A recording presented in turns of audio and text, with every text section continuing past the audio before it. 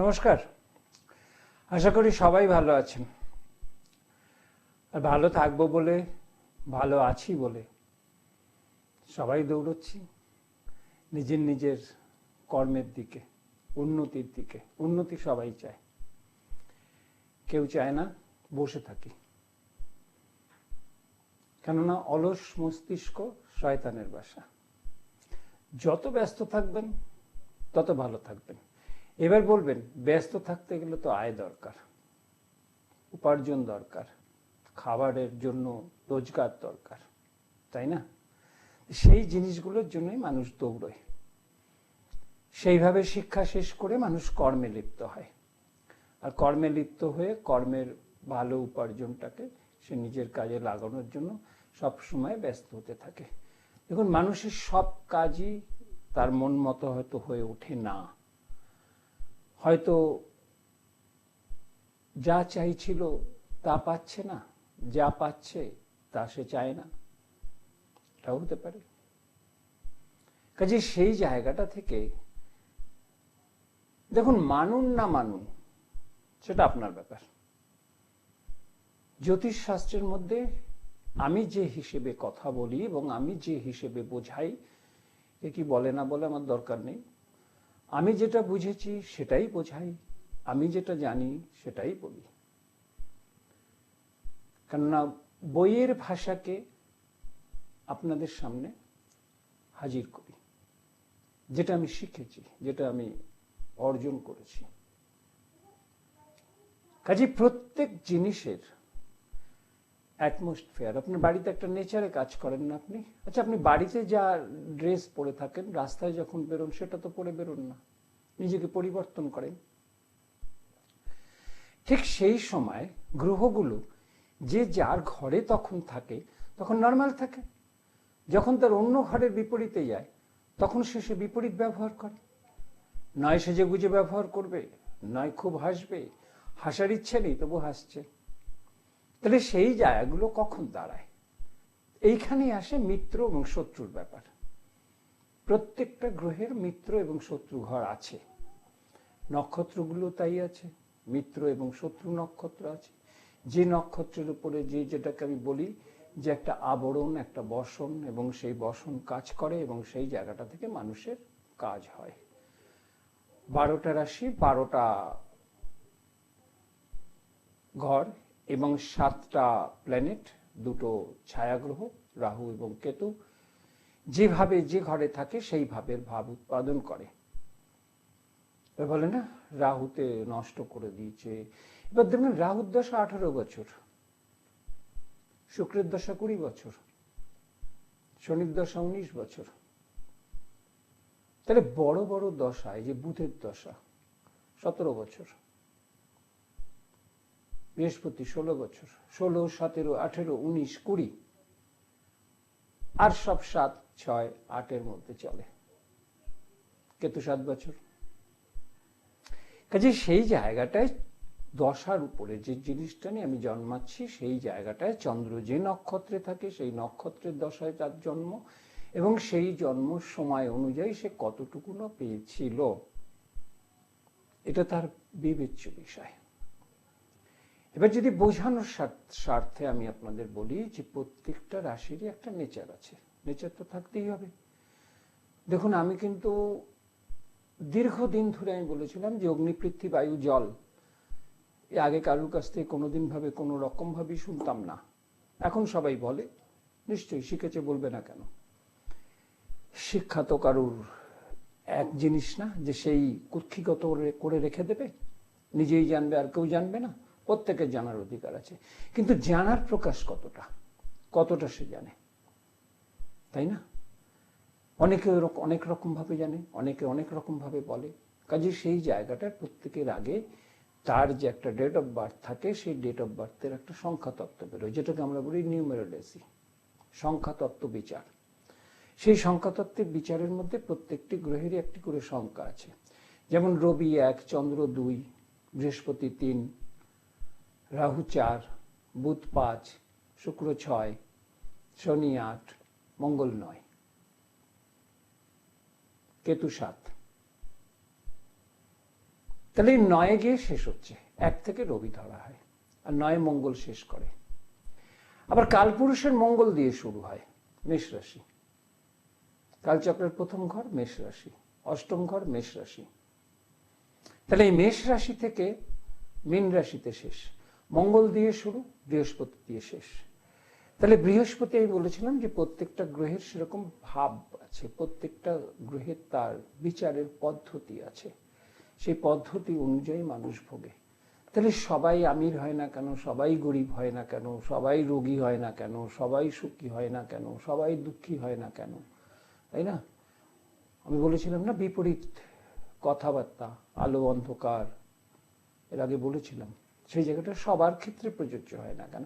সবাই এক জায়গায় জন্মাচ্ছে, কলকাতায় জন্মাচ্ছে, কলকাতার যে জায়গায় কলকাতায় জন্মেছে ল্যাটিচিউড লঙ্গিচিউড হিসেবে সেই জায়গাটা হিসেব হয়, দ্রাঘিমাংশ অক্ষাংশ ধরে করা হয়, টাইমটা ধরে। সেই টাইমে সেই সময় চন্দ্র কোন পজিশনে ছিল, লগ্ন কোন পজিশনে ছিল, কত ডিগ্রিতে ছিল এবং কত ডিগ্রি সে কভার করেছে, সেইভাবে ক্যালকুলেশন করে। আর অঙ্কের হিসেব তো জানেন নির্ভুল হয়, একদম নির্ভুল। অঙ্কের কোনো হিসেব মানে একদম ভুল হয় না। 2 আর 2 4 হয়, 3 আর 1 4 হয়, 5 থেকে 1 মাইনাস দিলেও 4 হয়। কাজে সেই জায়গায় 14 থেকে 10 মাইনাস করলেও 4 হয়। তো আপনি অনেকভাবে আনতে পারেন, সব জিনিসকে ঘুরিয়ে ফিরিয়ে অনেকভাবে আনতে পারেন।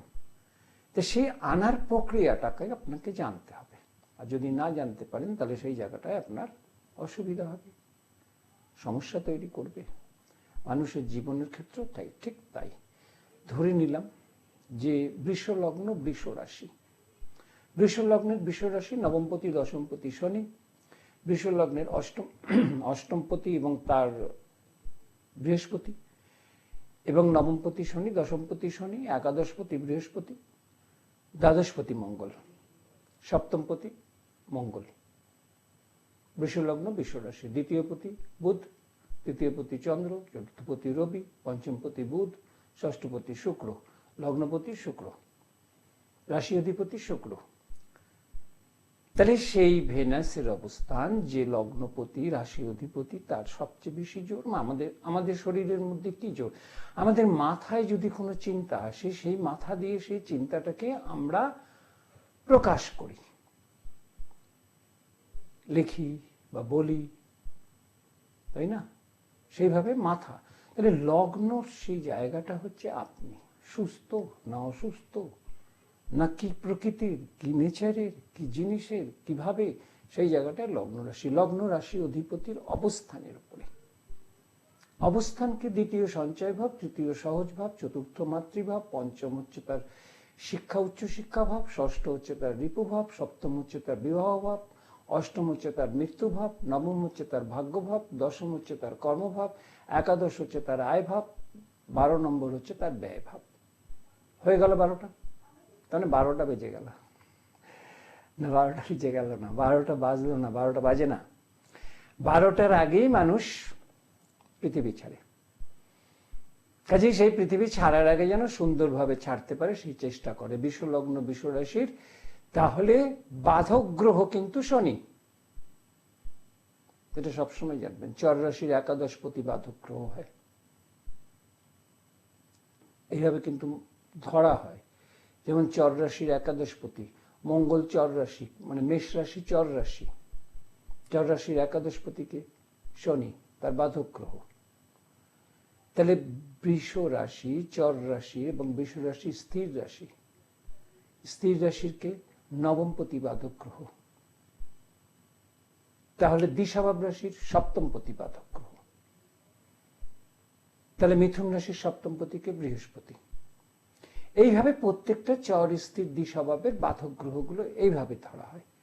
তার কোনটা তার বাধক গ্রহ, সেই বাধক গ্রহের অবস্থানের উপরে তার প্রতিক্রিয়া এবং তার জড় অজড়ত্ব এবং তার জায়গায় দাঁড়িয়ে থাকে। বৃষ মানে কি? ষাঁড়। বৃষ মানে হচ্ছে ষাঁড়, ষণ্ড।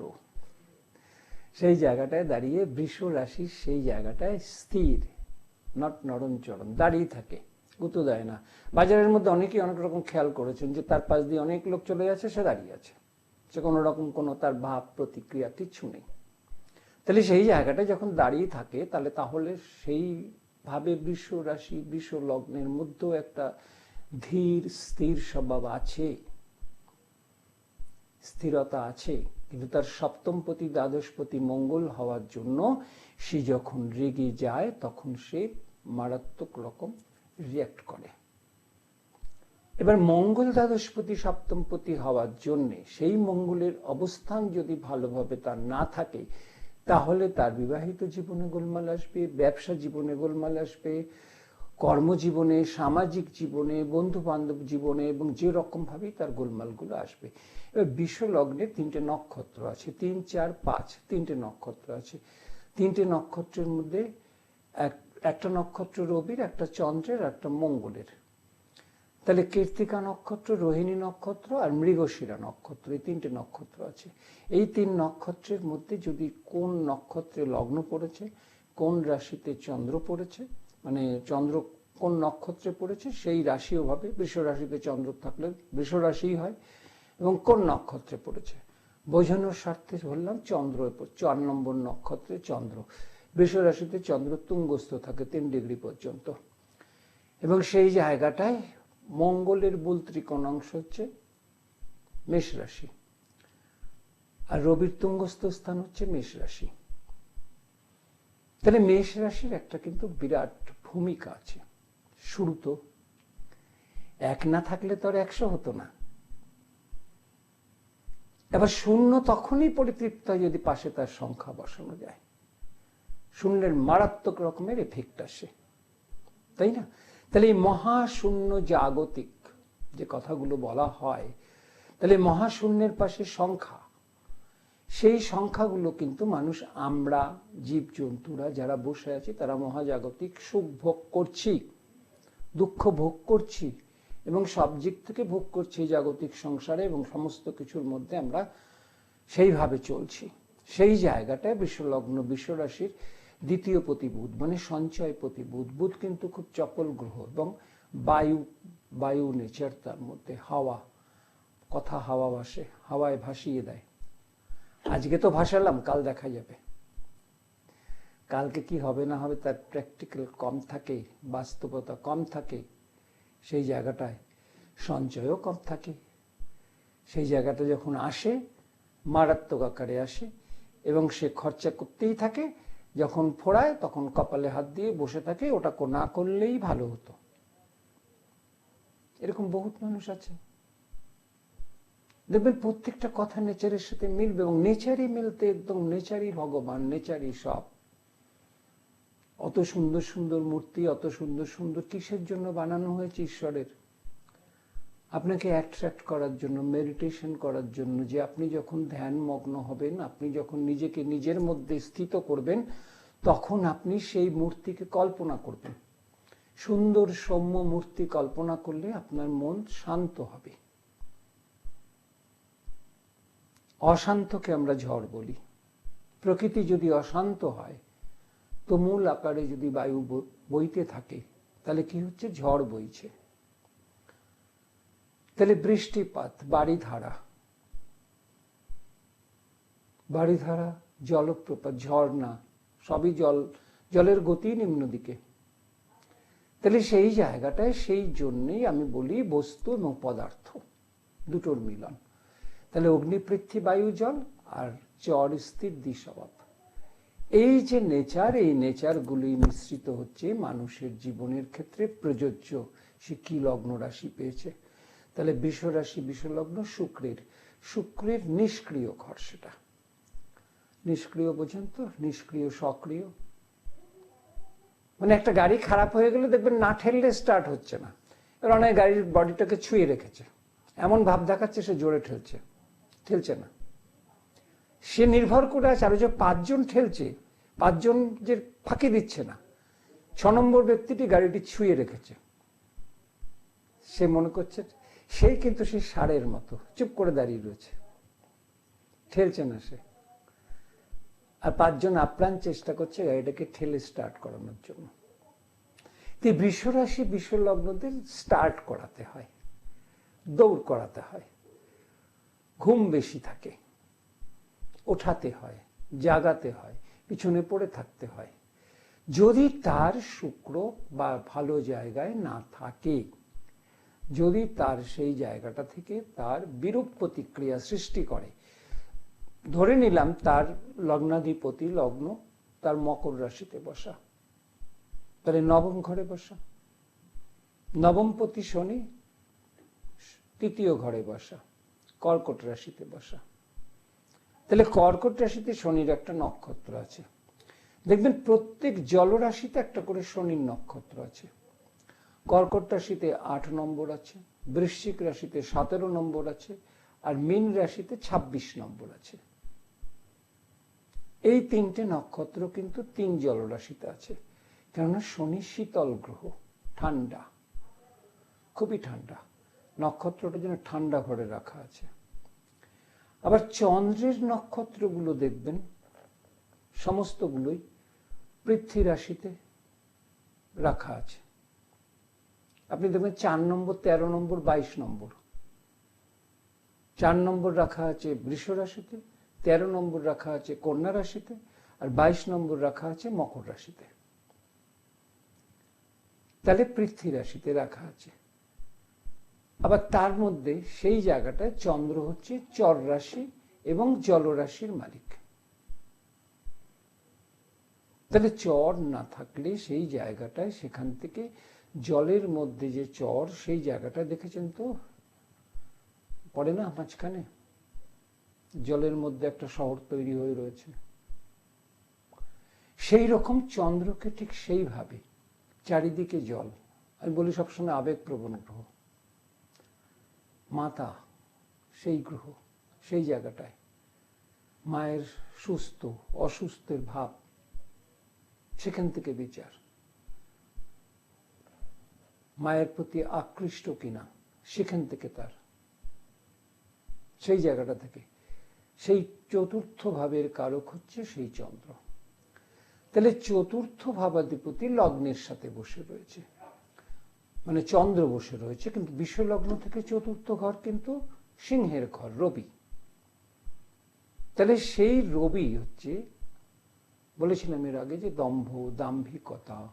রবির দাম্ভিকতা দেখেছেন তো, সামনে যাওয়া যায় না। সূর্য দেখেননি, সূর্যের উত্তাপ, তাই সূর্যের সেই জায়গাটায় সেই দাম্ভিকতা, সেই গরম, সেই জায়গাটা, সেই সূর্যের ব্যাপারটা, সেটা রয়েছে সিংহ রাশিতে।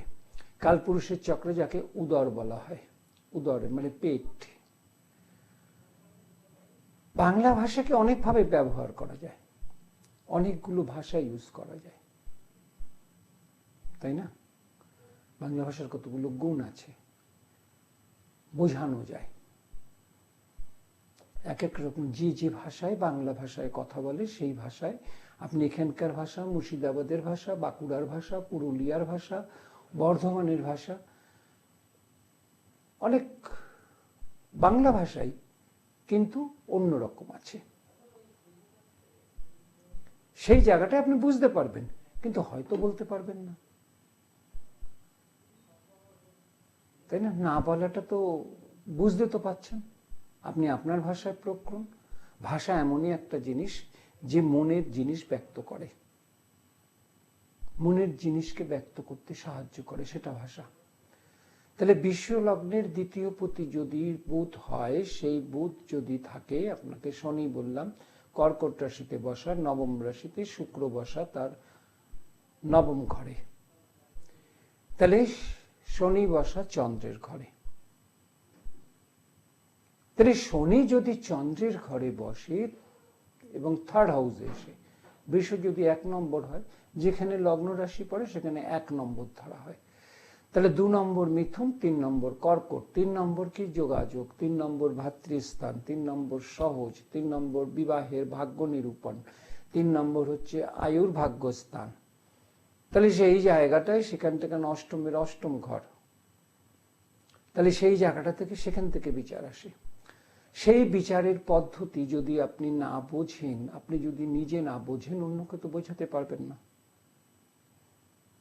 সেই বোঝানোর জন্য প্রত্যেক জায়গায় প্রত্যেকভাবেই একজন লোক নিযুক্ত করার আগে একটা ইন্টারভিউ নেওয়া হয় যে আমার যে কাজ সেই কর্মে তার পারদর্শিতা কতখানি, দক্ষতা কতখানি, সেই দক্ষতার একটা পরীক্ষা হয়। রিটন হয়, ভার্বালি হয়, মৌখিক পরীক্ষা হয়, রিটনে হয়, লিখিত পরীক্ষা হয়। তাতে দেখা যায় যে তার দক্ষতা এই সাবজেক্টের যেখানে সে চাকরি করতে আসবে সেইখানে তার আছে কি না। তাহলে সেখান থেকে তার দশম ঘর হচ্ছে শনি এবং নবম ঘর হচ্ছে শনি, সে থার্ড হাউসে বসা, এবং থার্ড হাউস যোগাযোগ এবং ভাতৃস্থান, এবং থার্ড হাউস সে শনি যখন বসে থাকে তখন দেখবেন তার যে বাড়িতে আত্মীয় স্বজন বা যার ভাই বন্ধু থাকে তাদের সঙ্গে সেই নবমপতি থার্ড হাউসে থাকলে, তার মানে নবমপতি দশমপতি বসে রয়েছে কোথায়? নবমের থেকে সপ্তমে। 3 নম্বরের সপ্তম ঘর কি ঘর হয়? নবম ঘর হয়। তাহলে নবম থেকে সে সপ্তমে বসে রয়েছে, আবার দশম থেকে সে বসে রয়েছে ষষ্ঠে, 6th হাউসে। তাহলে রিপু স্থান।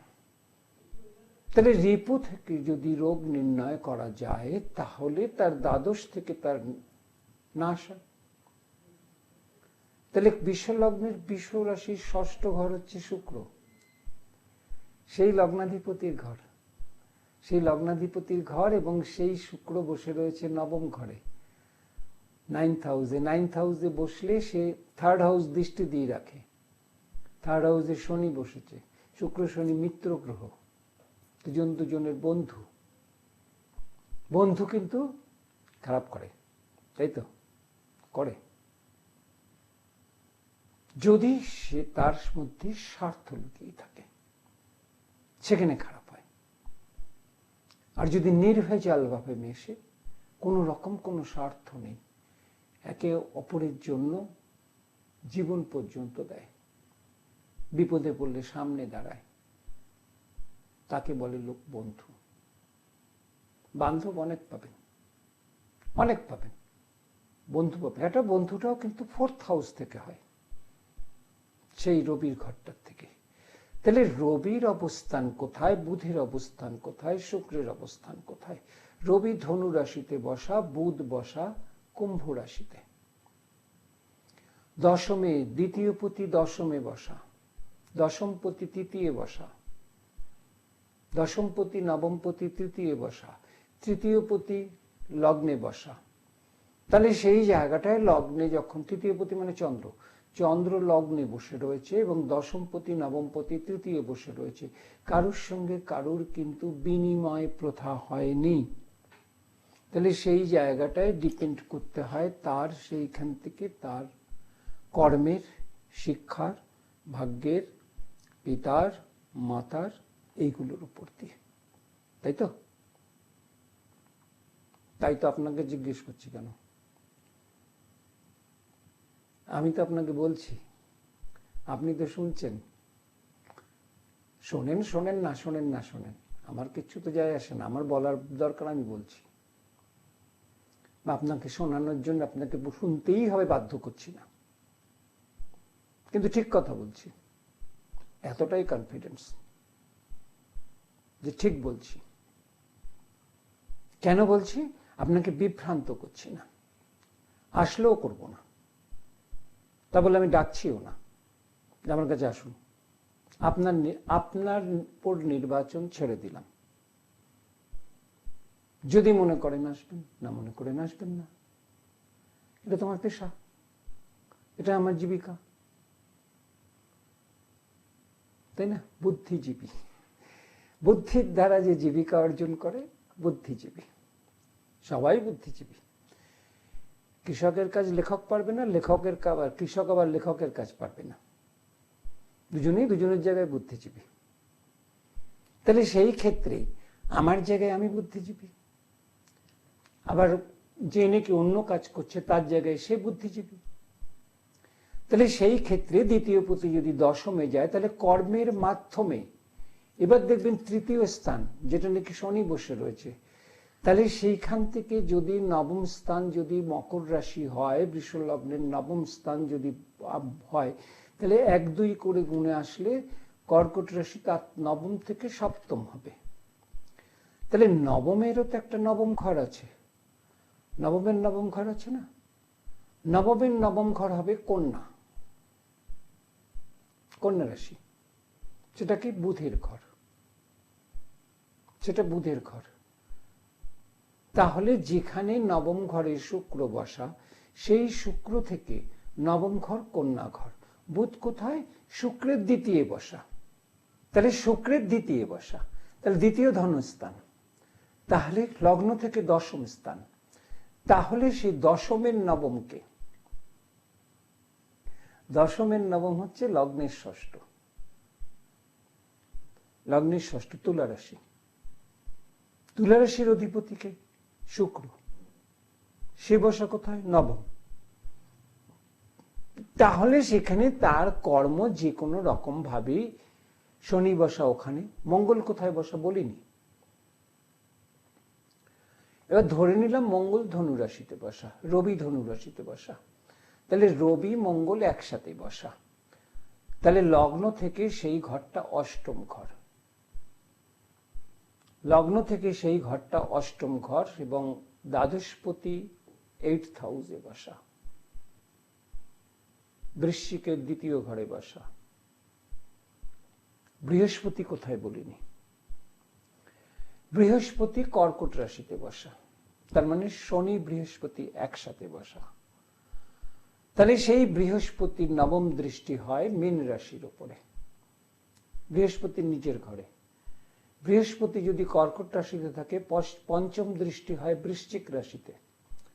বৃশ্চিক রাশি হচ্ছে মঙ্গলের ঘর, সেই মঙ্গল অধিপতি এবং মেষ রাশির অধিপতি অষ্টমে বসা।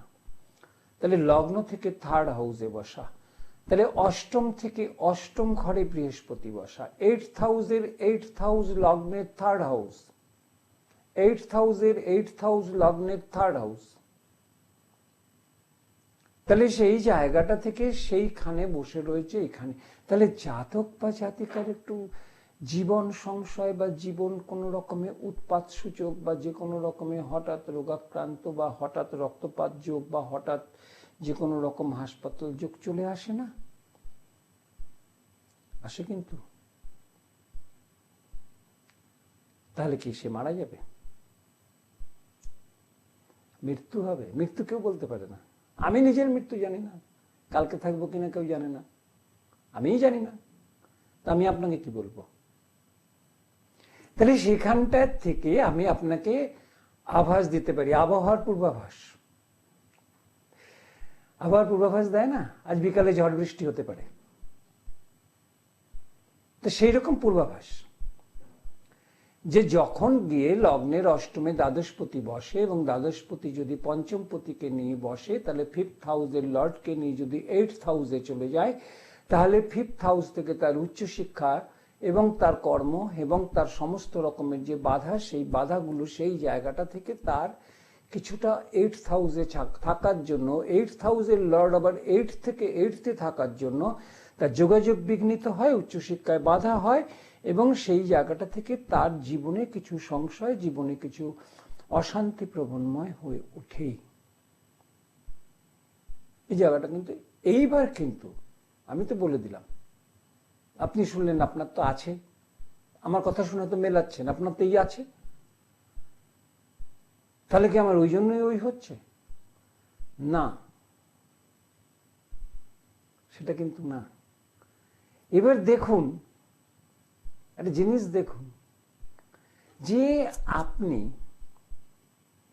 আমি যা বললাম, আমি কিন্তু একটা নক্ষত্র বলিনি, কে কোন নক্ষত্রে বসে আছে বলিনি। শুক্র যদি ওখানে বসে থাকে নবম ঘরে, তাহলে নবম ঘরে 21, 22, 23 তিনটে নক্ষত্র আছে, একটা রবির, একটা চন্দ্রের, একটা মঙ্গলের।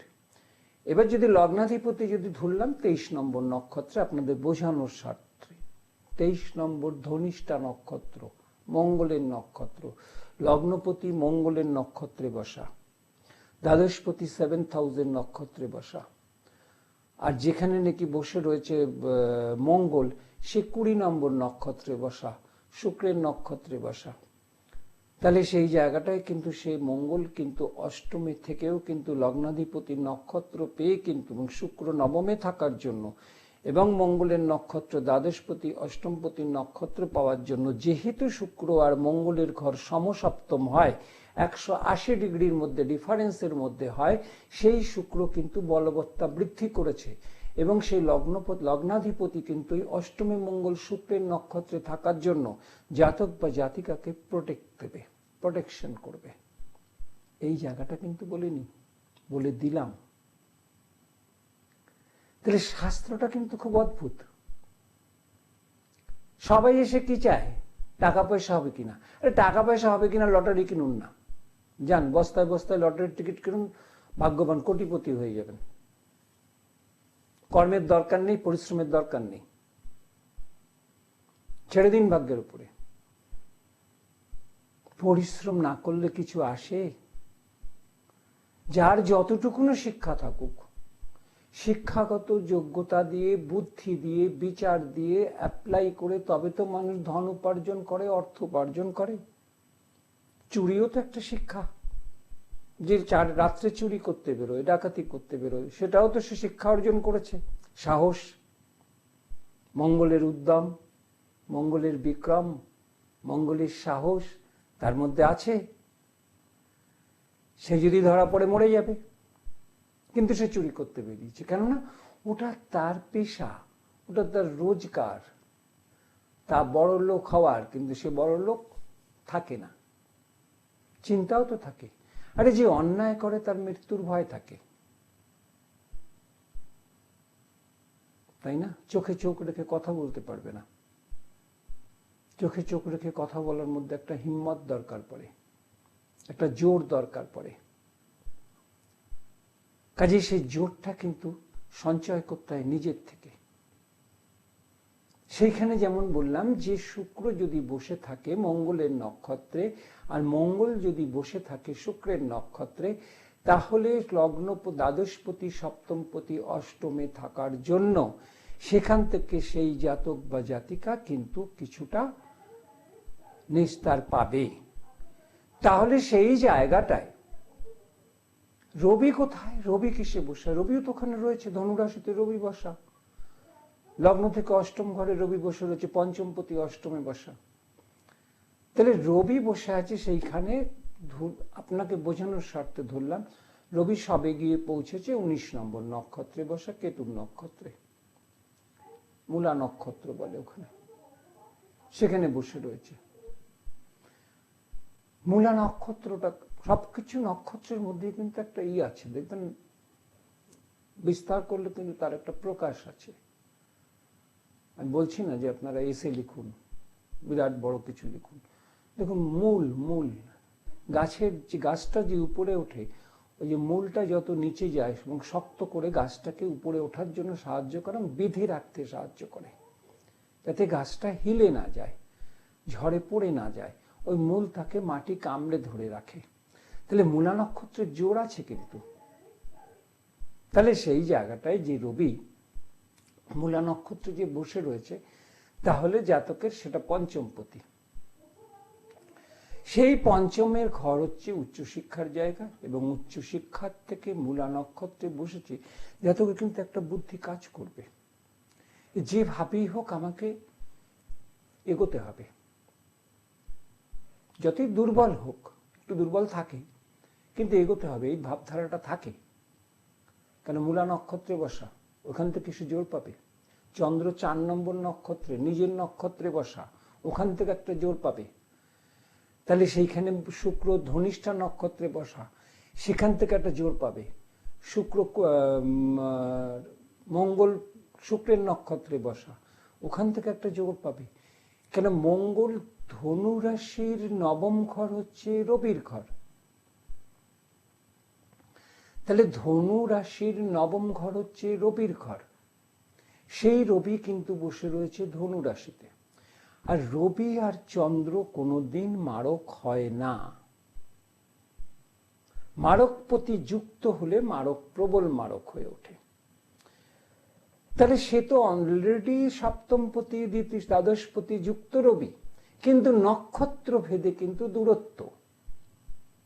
একটা 20, একটা 19, একটা লগ্নপতি নক্ষত্রে স্ট্রং। মানে বলশালী নেতার পাশে থাকলে যে থাকে সেও বলশালী, তার কিছু করার ক্ষমতা নেই। মানে সে হচ্ছে ওই দাদাই জিতুক আমিও জিতব, সেই রকম। সেই বলশালী নক্ষত্রের পাশে দাঁড়িয়ে সেই জায়গাটায় সেই নক্ষত্র কারণে সে কিন্তু বলশালী, নিজস্ব কিছু নেই। কেননা সে ঘরটা কিন্তু সে অশুভ ঘরে বসা, এবং অশুভ ঘরটির মালিক যে বৃহস্পতি, সেও কিন্তু 3rd হাউসে বসা। বৃহস্পতি 5ম ভাবের কারক। তাহলে বৃহস্পতি যদি 3rd হাউসে থাকে, 5ম ঘর কিন্তু বৃশ্চিক রাশি দেখে।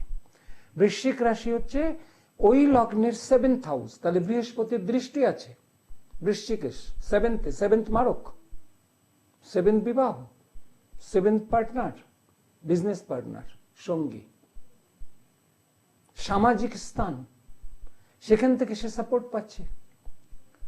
তাহলে কেন সে সেই জায়গাটা থেকে সে করবে, এটাও তো বোঝা উচিত। প্রত্যেকটা জিনিসের যদি আপনি দেখুন, যখন কেউ গান গায় না, অনেক থাকে, শিল্পীরা থাকে, কেউ গিটার বাজাচ্ছে, কেউ তবলা বাজাচ্ছে, কেউ স্প্যানিশ বাজাচ্ছে, কেউ বেহালা বাজাচ্ছে, সবাই নিয়ে ওই একটা গানের পিছনে এতগুলো সরঞ্জাম কিন্তু লড়ছে। ওই একটা সরঞ্জামের যদি তাল কাটে, মূল গানটারই তাল কেটে যাবে, যে গান গাইছে তারই তাল কেটে যাবে। তাহলে এখানে মূল গায়ককে লগ্ন রাশি, আর এগুলো হচ্ছে তার সরঞ্জাম। তাহলে সরঞ্জামের যদি তাল কাটে, তাহলে লগ্ন রাশির তাল কাটবে। বোঝাতে পারলাম যুক্তি দিয়ে? তাহলে লগ্ন রাশির তাল কাটবে। তাহলে লগ্ন এবং রাশি অধিপতিকে শুক্র, সে লিখিত অর্থে জন্মসূত্রে সে কিন্তু বসে রয়েছে 9ম ঘরে। তাহলে ভালো ঘরে। নবমপতি শনি 3rd হাউসে, শনি 3য়, 6ষ্ঠ, একাদশ ভাবের কারক। শনি বসে রয়েছে সেখানে 8 নম্বর নক্ষত্রে, উষা নক্ষত্রে। বৃহস্পতি বসে আছে সেইখানে 7 নম্বর নক্ষত্রে, পুনর্বসু নক্ষত্রে, নিজের নক্ষত্র। শনির পুষা নক্ষত্র নিজের নক্ষত্রে। কাজে সেই জায়গাটায় পুনর্বসু মানে কি, পুনর্বার, বারবার যে ফিরে আসে। পুনর্বসুকে আর এক অব্দে অদিতি বলা হয়। ধনিষ্ঠা, ধন ইষ্ট, যার মধ্যে ধন কথাটা, অর্থ কথাটা লুকিয়ে আছে, সেই জায়গাটায়। শতভিষা, শত ভেষজের যে কারণ, 24 নম্বর নক্ষত্র, রাহুর নক্ষত্র। সাথী, সখা, ফ্রেন্ড, বন্ধু, 15 নম্বর নক্ষত্র। আমি ভাই বুঝেছিলাম 2 নম্বর ভরণী, ভরণ পোষণ, কৃত্তিকা, ক্রী ধাতু থেকে যে তৈরি, সেই জায়গাটা থেকে মানুষের প্রত্যেকটা জিনিসের আপনি মিনিংটা বার করুন, মানেটা বার করুন। শুধু এই গুরুচণ্ডাল, বীর্য, কালসর্প, হ্যান ত্যান, হাবি জাবি যা আছে ওই সমস্ত বাদ দিন, বাদ দিন না। আপনি ঠিক থাকলে সব দুনিয়া ঠিক। আপনি নিজের মনের জোট তৈরি করুন সমস্ত ক্ষেত্রে, সেই জায়গাটা থেকে আপনি বেরোবেন। আপনাকে চিন্তা করতে হবে না, কেন আপনার ছকে তো আছে নিবন্ধ, আপনাকে তো একজন গাইড করবে। একজন গাইড দরকার, ভালো দরকার, যে আপনাকে সব সময় সুবুদ্ধি দেবে। কুবুদ্ধিও দেওয়ার লোক আছে। আমি বলি না, বিপরীতার্থ শব্দ, সুবুদ্ধি, কুবুদ্ধি, আলো, অন্ধকার, শীত, গরম, বলি না। এবারে আপনি কোনটা নেবেন সেটা আপনার উপর ডিপেন্ড করে।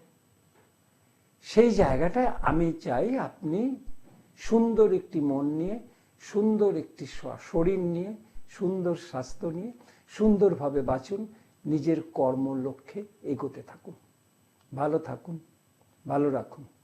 আবার দেখা হবে। নমস্কার।